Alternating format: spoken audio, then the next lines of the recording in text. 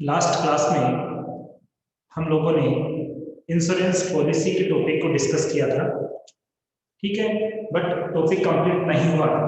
सो आज उस टॉपिक को हम लोग कंटिन्यूसली आगे बढ़ाते हैं। और मैंने कहा था कि there are two types of insurance policy.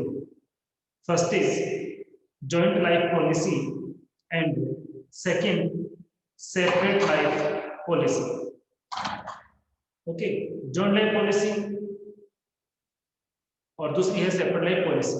फिर मैंने आपको ये कहा था कि दोनों ही पॉलिसी को लेने की जो कंडीशंस है, केसेस है, वो टू हो सकते हैं। कितने हो सकते हैं? टू। फर्स्ट केस तो क्या है? फर्स्ट केस है कि हम रिटायरमेंट की कंडीशन के बेस पे पॉलिसी लें। किस बेस पे लें? रिटायरमेंट की पॉलिसी के बेस पे हम लोग पॉलिसी लें। और दूसरा क्या है? सेकंड है कि हम लोग डेथ के केस में पॉलिसी लें। ठीक है, फिर हमने इसमें फर्स्ट टॉपिक को स्टार्ट किया था जिसमें था इन केस ऑफ रिटायरमेंट। और इन केस ऑफ रिटायरमेंट जब हम लोग जेएलपी की काउंटिंग करते हैं तो वहां पे अकाउंटिंग की जो कंडीशंस है वो टू टाइप्स की हो सकती है। और मैंने टू टाइप्स में क्या यूज किया था?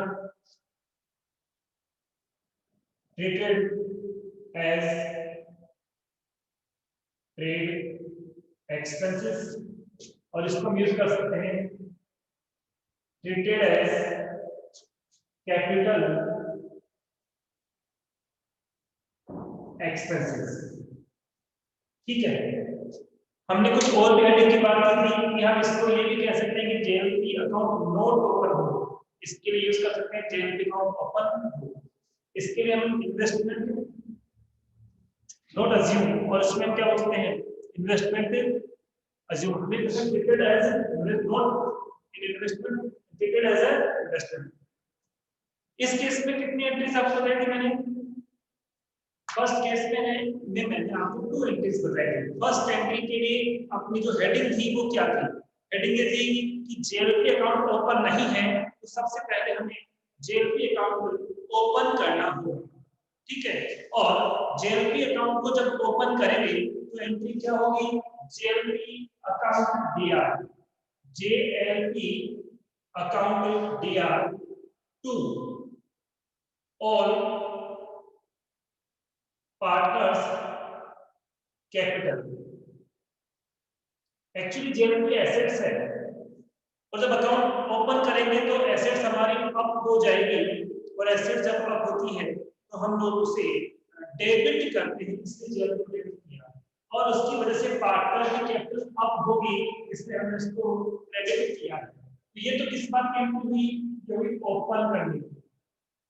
बट ओपन करने के बाद मैंने आपको बताया था कि इसको राइट ऑफ भी करना होगा, और राइट ऑफ की एंट्री मैंने आपको क्या बताई थी? मैंने बताई थी आपको remaining partners capital account DR to JLP account. Clear? क्या ये दोनों एंट्री आपको समझ में आ गई थी? और फिर मैंने कहा था कि इस केस में फर्स्ट एंट्री नहीं होगी क्योंकि हमने इसके हेडिंग पर लिखी थी जेएलपी अकाउंट नॉट ओपन। तो जब ओपन नहीं है तो हमने सबसे पहले इसको ओपन किया, देन हमने इसको राइट ऑफ किया। बट इस केस में क्या है? हमें ओपन नहीं करना है क्योंकि ऑलरेडी ओपन है, ऑलरेडी एग्जिस्ट है। तो हमें करना क्या है? हमें ये एंट्री करनी है। ओनली कौन सी एंट्री आपको करनी होगी? ओनली राइट ऑफ की एंट्री आपको पास करनी होगी। ओके, तो रिप्लाई करके बताइए क्या सबके समझ में आ गया? यहाँ तक तुम रिवाइज किया जल्दी से ताकि मैं नेक्स्ट टॉपिक को डिस्कस कर सकूं। गुड। अब इसके बाद ये एंट्री अभी कंप्लीट नहीं हुई है, और भी एंट्री केसेस में होती है लेकिन उनमें कोई चेंज नहीं है। अब वो एंट्रीज क्या है मैं आपको बता रहा हूँ। इस केस में भी और इस केस में भी वो एंट्री बिल्कुल सेम होगी। तो मैं बात कर रहा हूँ कि एंट्री क्या होगी। तो देखिए, हमने किस केस में जेएलपी ली है, इंश्योरेंस पॉलिसी ली है? रिटायरमेंट के केस में। किस केस में? रिटायरमेंट के केस में। कि जब भी कभी पार्टनर रिटायर हो जाएगा तो हमें इंश्योरेंस कंपनी से क्लेम मिल जाएगा। बट पार्टनर कब रिटायरमेंट हो रहा है इस बात की जानकारी इंश्योरेंस कंपनी को नहीं होती। हमें कंपनी को इन्फॉर्म करना होता है। आई मीन जो क्लेम है वो हमें करना पड़ता है इंश्योरेंस कंपनी पर। हम कहते हैं कि हमारा जो पर्टिकुलर पार्टनर था उसने रिटायरमेंट ले लिया है, सो आप हमें क्लेम दो। तो पहले हम सबसे पहले क्या करेंगे कि वो नेक्स्ट एंट्री होगी, ठीक है, वो एंट्री क्या होगी? पॉलिसी ड्यू करने की। किस बात की एंट्री होगी? पॉलिसी ड्यू करने की एंट्री होगी, ठीक है। अब पॉलिसी ड्यू करेंगे तो किससे पैसा लेना है आप लोगों को? इंश्योरेंस कंपनी से। तो इंश्योरेंस कंपनी हमारे लिए डेटर है यहाँ पर। और डेटर यानी पहले हम पैसा नहीं मांग रहे थे क्योंकि पार्टनर हमारे पास था, रिटायरमेंट नहीं लिया, लेकिन अब तो उसने रिटायरमेंट ले लिया है, इसलिए हम इंश्योरेंस कंपनी से पैसा लेंगे और लेंगे तो हमारे लिए एसेट्स होगी। और एसेट्स ऑलवेज डेबिट होती है, तो एंट्री क्या होगी? इंश्योरेंस प्रीमियम अकाउंट दिया।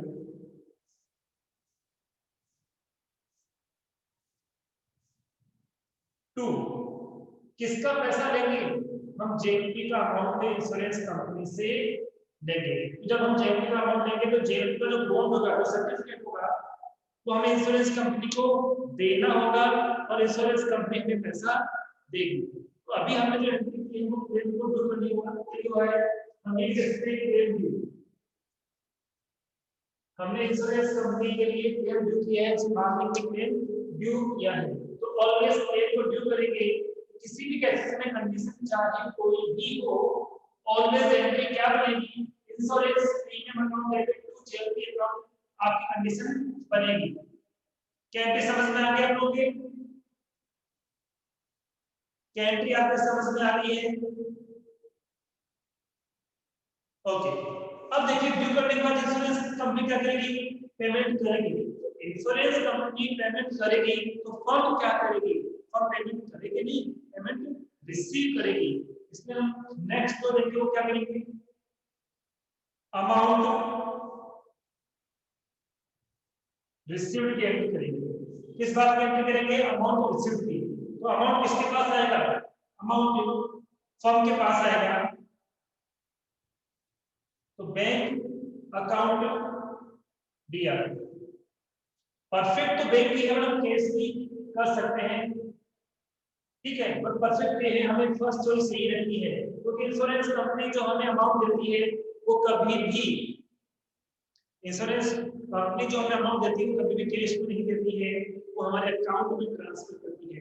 अकाउंट में ट्रांसफर करती है, इसका मतलब रिसीवर कौन हुआ?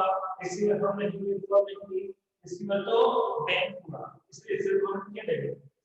और अमाउंट कौन दे रहा है बताइए कि इस एंट्री में क्रेडिट किसे करेंगे? जब हम इंश्योरेंस पॉलिसी का अमाउंट इंश्योरेंस कंपनी से रिसीव करेंगे तो क्रेडिट किसे करेंगे? अकॉर्डिंग टू यू किसको हम लोग क्रेडिट करेंगे? तो यहाँ गिवर कौन है? देने वाला कौन है? देने वाला कौन है? इंश्योरेंस कंपनी है।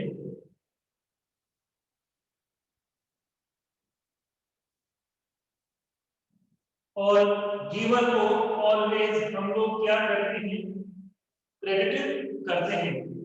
गिवर को ऑलवेज क्या करते हैं? क्रेडिट करते हैं। तो जब कभी भी इंश्योरेंस कंपनी से हमें अमाउंट मिलेगा, आई मीन फर्म को अमाउंट मिलेगा, तो हम क्या एंट्री पास करेंगे? बैंक अकाउंट डेबिट, क्योंकि बैंक का बैलेंस अप हो जाएगा, एसेट्स अप हो जाएगी। और गिवर कौन है? Giver insurance company. ये एंट्री हो गई, ये एंट्री हो गई। और जब इंश्योरेंस पॉलिसी का अमाउंट भी रिसीव हो जाएगा तो फिर नेक्स्ट एंट्री कौन सी होगी? नेक्स्ट एंट्री होगी जेएलपी ट्रांसफर टू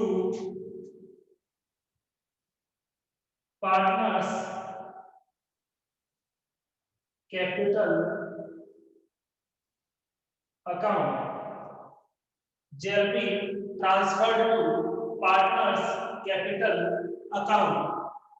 ठीक है, इसके एंट्री ऊपर लिखा हुआ है। तो अब हम जेएलपी का जो अमाउंट हमें रिसीव होगा उस पे राइट किसका होता है, पार्टनर का राइट होता है, इसलिए हम क्या करेंगे, उसको ट्रांसफर कर देंगे पार्टनर्स कैपिटल अकाउंट में। तो एंट्री क्या होगी, एंट्री होगी JLP account DR to partners. Partner कौन से देखिए यहां पर, यहां ये ऑल पार्टनर्स कैपिटल अकाउंट। तो ये एंट्री किस बात की है, JLP transfer to partners capital account. तो जब जेएलपी का अमाउंट पार्टनर्स के कैपिटल अकाउंट में ट्रांसफर कर दिया जाता है तो पार्टनर की कैपिटल अप हो जाती है। कैपिटल लायबिलिटीज है, लायबिलिटीज का रूल क्या है, लायबिलिटीज अप होगी देन क्रेडिट, लायबिलिटीज डाउन होगी देन डेबिट। यहां अप हो रही है इस तरह से। तो ये केस हो या ये केस हो, जिस ईयर में पार्टनर रिटायरमेंट लेगा ये एंट्री दोनों में सेम ही रहेगी, 1 2 और 3 सेम एंट्री रहेगी। क्या प्रॉपर्ली आपके समझ में आ गया है, एलबी थ्री एंट्री करनी, वो 2 तो है ही, इस केस में 2 एंट्री को है, अकाउंट को ओपन करने की और क्लोज करने की फिर 3 ही है। इस कंडीशन में एक एंट्री होगी रेडो वाली, ओपन वाली तो करेंगे नहीं क्योंकि पहले से ओपन है, और उसके बाद 3 एंट्री हो जाएगी। इस कंडीशन में 5 हो जाएगी और इस कंडीशन में 4 हो जाएगी। Is it clear? अब देखिए सपोज क्वेश्चन के अंदर ये गिवन नहीं है कि इंश्योरेंस कंपनी से हमें अमाउंट मिला है या नहीं मिला है, रिसीव हुआ है या नहीं रिसीव हुआ है।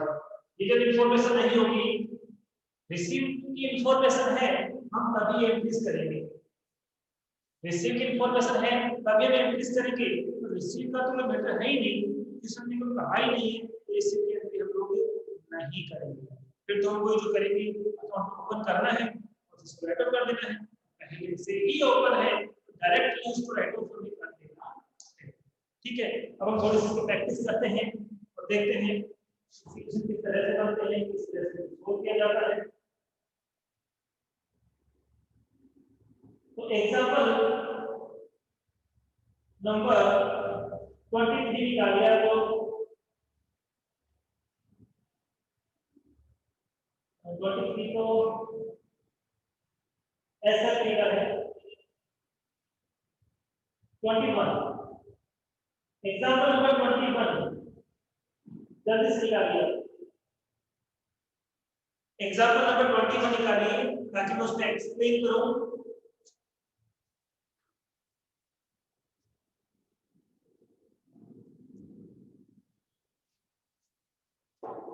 एग्जांपल नंबर 21 देखिए क्वेश्चन की लैंग्वेज क्या है। क्वेश्चन की जो लैंग्वेज है वो ये है कि x y and z are partner sharing profits at 4:3:2 respectively. The surrender value of joint life policy is rupees 90,000 on the date of retirement of Z. It means यहाँ पर retiring partner Z है। It is decided that joint life policy will not appear in balance sheet. It means generally not open नहीं है। इसका मतलब first case हुआ treated just like other trade expenses। इसे open नहीं है तो पहले क्या करना होगा, अकाउंट को ओपन करना होगा। इसमें क्लियर क्या है कि अकाउंट अपीयर नहीं है, ठीक है, तो पहले हम इसको अपीयर करेंगे, इसको ओपन करेंगे, देन हम इसको राइट ऑफ करेंगे। ठीक है, आगे बात करते हैं। अब इसमें दोनों कंडीशन की है, एक तो ये बात नहीं है कि A and B decided to share future profit equally, A और B फ्यूचर में इक्वल शेयरिंग प्रॉफिट रेशियो करना चाहते हैं। ये इंफॉर्मेशन हमें क्लियरली इस क्वेश्चन में गिवन है। तो बताइए फर्स्ट कंडीशन इसमें क्या कहा है, when premium paid is treated as paid expenses, when premium treated as paid expenses, in this case what will be first entry according to you? In this case what will be first entry? Account को open करने की होगी तो इसकी क्या बन जाएगी, 21 example first point this A point और ए की फर्स्ट एंट्री क्या है, J L P account DR to X capital to Y capital और टू जेड्स कैपिटल। ओके, और हम बात करें कि पॉलिसी कितने की ली गई थी, तो यहां पर अमाउंट गिवन है 90,000 रुपीज। ओल्ड रेशियो कितना है, ओल्ड से 4:3:2 4:3:2 में जब इसको हम डिवाइड करेंगे इसको आएगा 40,000 30,000 एंड 20,000 रुपीज। ये तो क्या किया हमने, ये हमने किया ओपन। ओपन के बाद हमें क्या करना है, हमें करना है राइट ऑफ। और राइट ऑफ करने की एंट्री क्या होती है बताइए, राइट ऑफ करने की एंट्री क्या होती है, तो राइट ऑफ करने की एंट्री होती है remaining partners capital account debit to JLP, remaining partners capital account debit to JLP. तो रिमेनिंग पार्टनर कौन है, रिमेनिंग पार्टनर है एक्स और वाई, जेड तो रिटायर्ड है इसलिए X capital account DR, Y capital account DR to J L P. ये always जो एंट्री होती है ओल्ड रेशियो में होती है और ये जो एंट्री होती है वो ऑलवेज न्यू रेशियो में होती है। आई मीन ओपन करने की एंट्री कौन से रेशियो में, ओल्ड रेशियो में ऑलवेज, और राइट ऑफ करने की एंट्री ऑलवेज न्यू रेशियो में। और न्यू रेशियो के लिए क्या कहा है लास्ट में, डिसाइडेड इक्वली, इक्वली डिसाइड कर रहे हैं, इक्वली डिसाइड कर रहे हैं। इसका मतलब कितना अमाउंट आएगा, अगर इक्वल के बेसिस पे बात करेंगे जेएसपी का अमाउंट 90,000 है, इक्वल करेंगे तो 45,000 इसके अकाउंट में आएंगे और 45,000 इसके अकाउंट में मेंशन किए जाएंगे। अब एक बात बताइए, ओल्ड रेशियो और न्यू रेशियो का डिफरेंस इस चैप्टर में किस नाम से जाना जाता है, ओल्ड रेशियो और न्यू रेशियो का डिफरेंस इस चैप्टर में, डायनामिक के चैप्टर में किस नाम से जाना जाता है,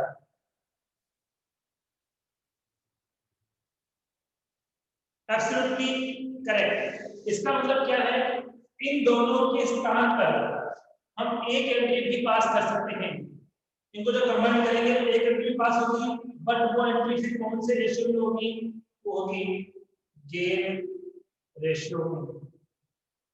आई बात समझ में, सिंगल सिंगल हम दो एंट्री भी कर सकते हैं, फर्स्ट और सेकंड, हम चाहते हैं कि दो एंट्री कौन करेगा, एक ही एंट्री में सारा काम कर देते हैं, कंबाइन करनी है।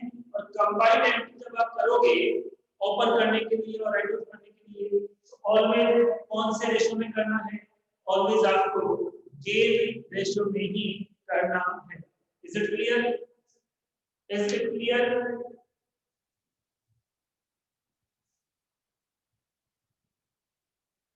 Is it clear?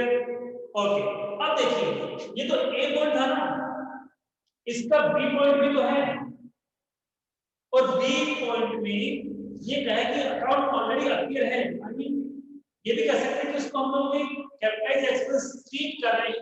क्या सेकंड केस में भी ये 2 एंट्रीज हमें पास करनी है। क्या सेकंड कंडीशन में भी ये 2 एंट्रीज पास करनी है क्या? यस और नो? यस। तो कौन सी एंट्री पास करनी है? नंबर 1 और entry number 2, which entry will be passed? Which entry will be passed? Number 1, number 2, absolutely correct. Only क्या करना है, हमें ये एंट्री पास करनी है। तो अकाउंट तो पहले से ही ओपन है, इसलिए हमें इसको ओपन नहीं करना, ओनली राइट ऑफ ही करना है।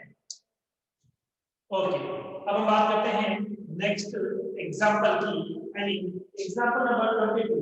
अब देखिए, मैं यहाँ कुछ बताना चाहूंगा इसी क्वेश्चन के अंदर, 21 में ही हमने क्या रिसीव एंट्री की क्या? हमने ओपन की, देन उसको राइट ऑफ करने की, बट हमने किसकी एंट्री नहीं की है? तो हमने रिसीव की, यानी क्लेम को ड्यू करने की, फिर रिसीव करने की और ट्रांसफर की एंट्री नहीं की है। क्या आप मुझे रीजन बता सकते हो कि मैंने क्यों नहीं की है? क्या आप मुझे बता सकते हो कि क्लेम को ड्यू करने की, रिसीव करने की और ट्रांसफर करने की एंट्री हमने क्यों नहीं की है? इसका एक रीजन है कि जेएलपी का अमाउंट रिसीव हुआ है या नहीं हुआ है, ये गिवन नहीं है। It is not given in the question, that's why. Okay, फिर हम आगे बात करते हैं नेक्स्ट एग्जांपल की 22। Example number 22। 22 की लैंग्वेज को हम चेकआउट करें तो उसमें गिवन है ABC are partner in a firm sharing profit in the ratio of 5:3:2.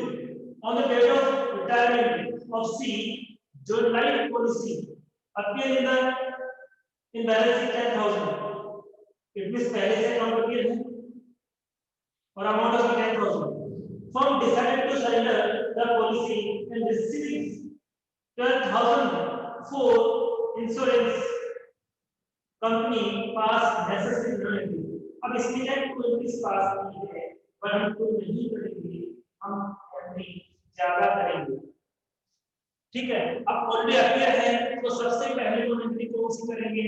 Right of करने की एंट्री करेंगे। तो राइट ऑफ करने की एंट्री क्या होगी?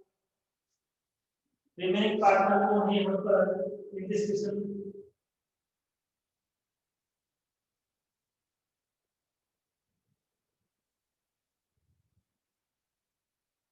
सी टर्म लेना तो ए और बी यहाँ पर रिमेनिंग पार्टनर है। फर्स्ट एंट्री क्या बनेगी? is capital account DR, B's capital account DR to JLP। और इस एंट्री में जो अमाउंट आएगा वो कितना आएगा? तो इस एंट्री के अंदर अमाउंट की बात करें तो पॉलिसी कितने रुपीस से एग्जिस्ट है? 10,000 से एग्जिस्ट है। और यहाँ पर क्या हमें रेशियो ड्यूरेशन गिवन है क्या? क्योंकि मैंने कहा राइट ऑफ ड्यूरेशन नहीं करते हैं। In the absence of any information, old ratio is known as new ratio। इसका मतलब न्यू रेशियो कितना हो जाएगा?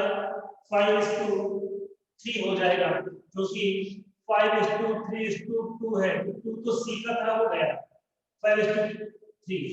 तो आप इस 5:3 में जल्दी से 10,000 को डिवाइड करके बताइए, ट्रांसफर कैलकुलेट करके बताइए।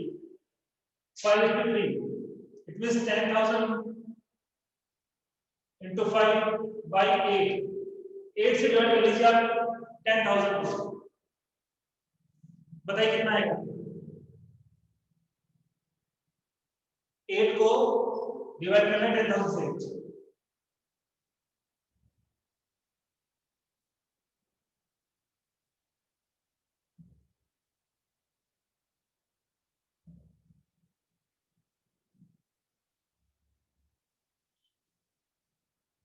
कितना आएगा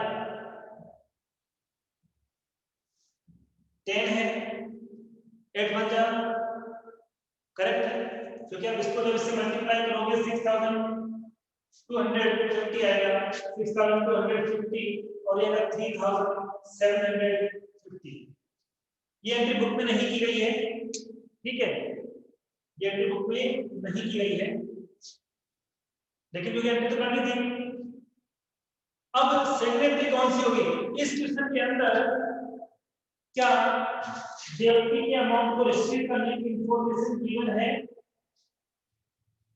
गिवन और नॉट इस क्वेश्चन में जेएलपी के अमाउंट को रिसीव करने की इंफॉर्मेशन गिवन है या नहीं है तो सबसे पहले क्या करेंगे हम लोग क्लेम ड्यू करेंगे एंट्री क्या होगी एंट्री होगी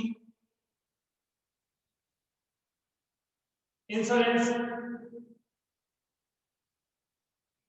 company account DR to JLP amount आएगा 10,000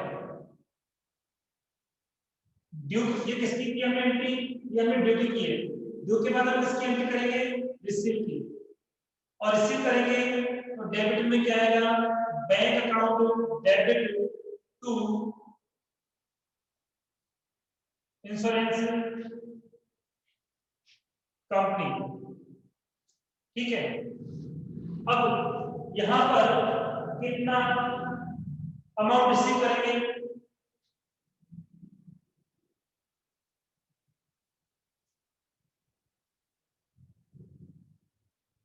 बताइए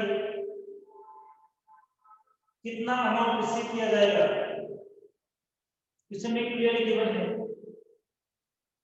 तो ड्यू भी कितना करेंगे जितना सरेंडर पहले होता है उतना ड्यू करते हैं ड्यू कितना करेंगे 12,000 तो रिसीव भी कितना होगा 12,000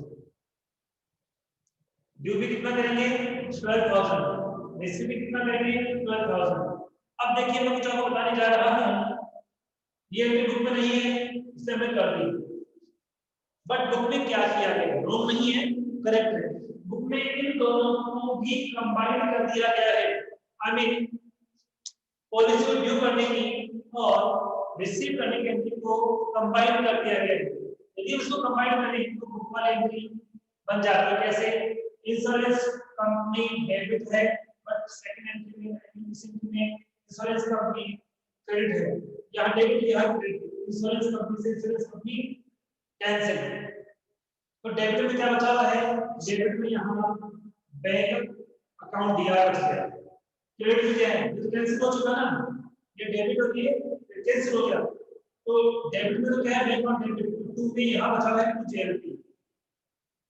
टू जेएलपी अकाउंट तो क्या आपके पास समझ आ गई है कि बुक में कंबाइंड एंट्री की है बट वो बनी कैसे है ये मैंने आपको एक्सप्लेन कर दिया है ये एंट्री बनी कैसे है डायरेक्टली एंट्री दे रखी है बट मैंने एक्सप्लेन कर दिया और ये बनी कैसे है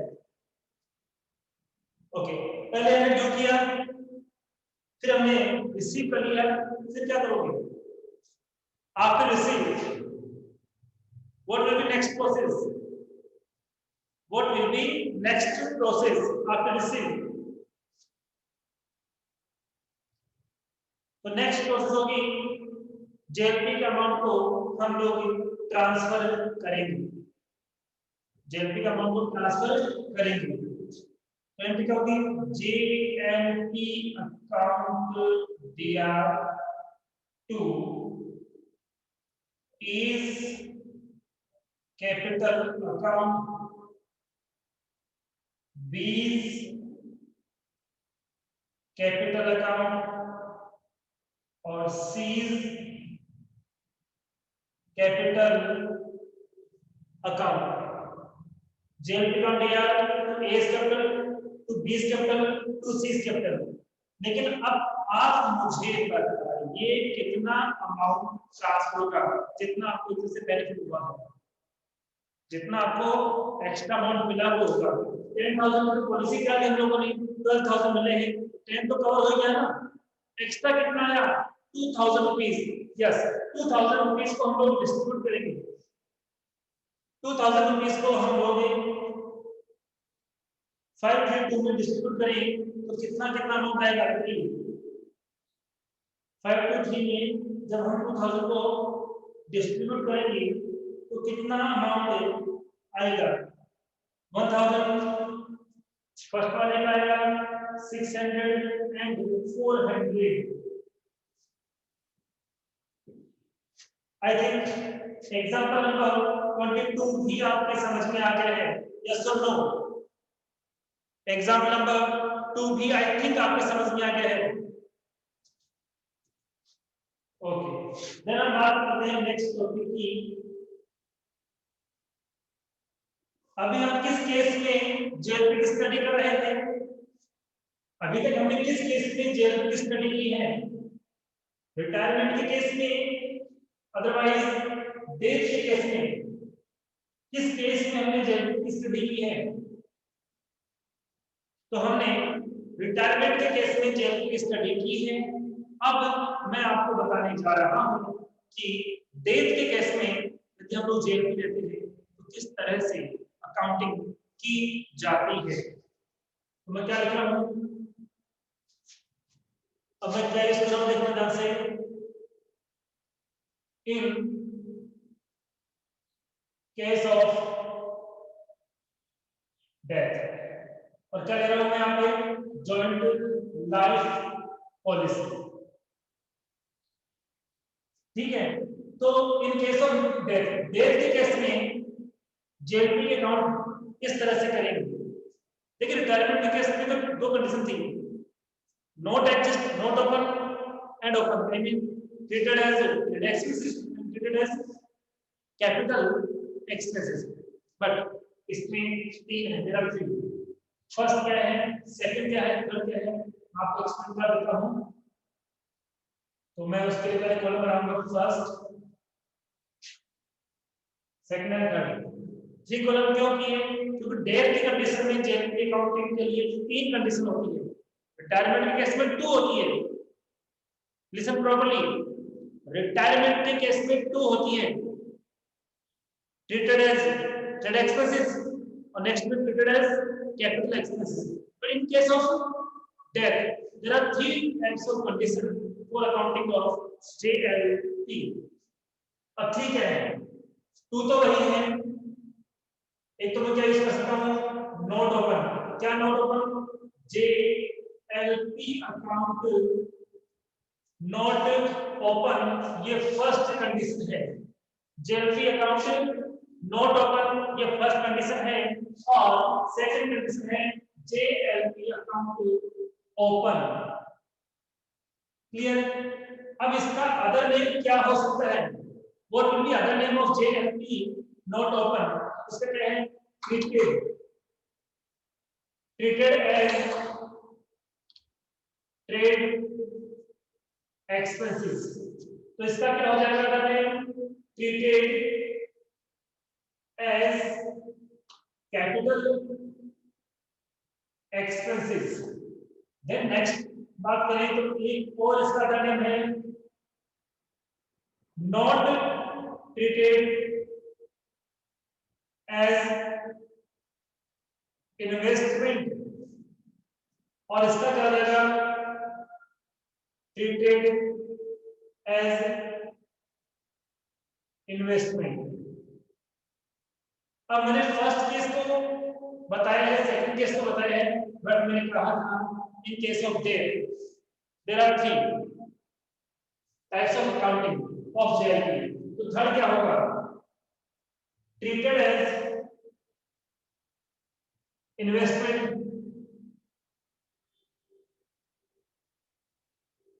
एंड रिजर्व में। थर्ड में क्या है कि इन्वेस्टमेंट भी हमें ट्रीट करना है और साथ में हमें रिजर्व भी बनाना है। सेकंड केस में और फर्स्ट केस में, फर्स्ट केस में और सेकंड केस में हमें कोई रिजर्व नहीं बनाना है, लेकिन थर्ड केस में हमें रिजर्व भी बनाना है। सेंड कर देना और Is it clear?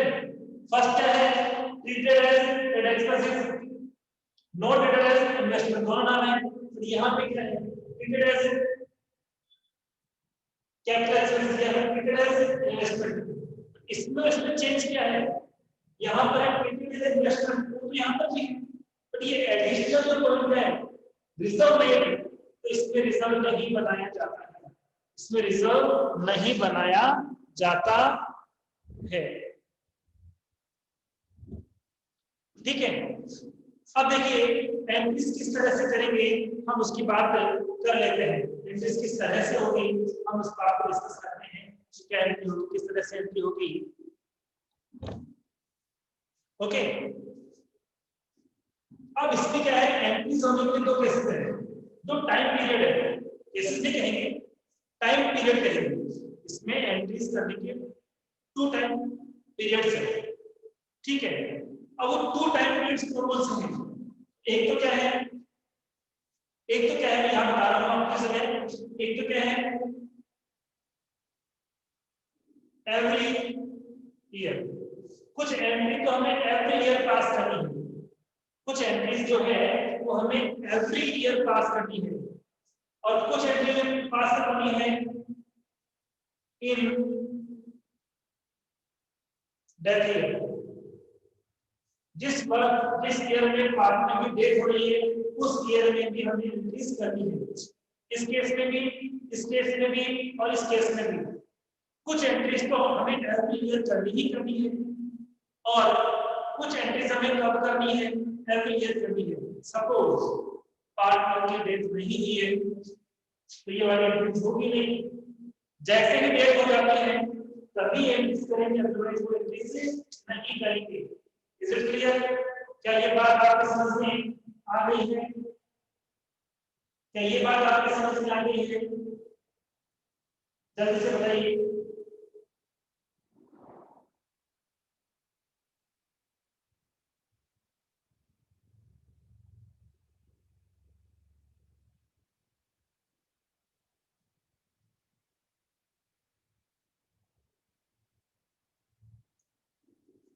ठीक है, अब इसमें एंट्रीज क्या होगी, किस तरह से करनी है, मैं वो आपको थोड़ा सा बता देता हूँ, पूरा तो नहीं हो पाएगा, कल ही उसको रिपीट करेंगे। बट बेसिकली क्या होगा कि यहाँ पे पहले मैं ए को डालूंगा और क्या लिखूंगा, एवरी ईयर।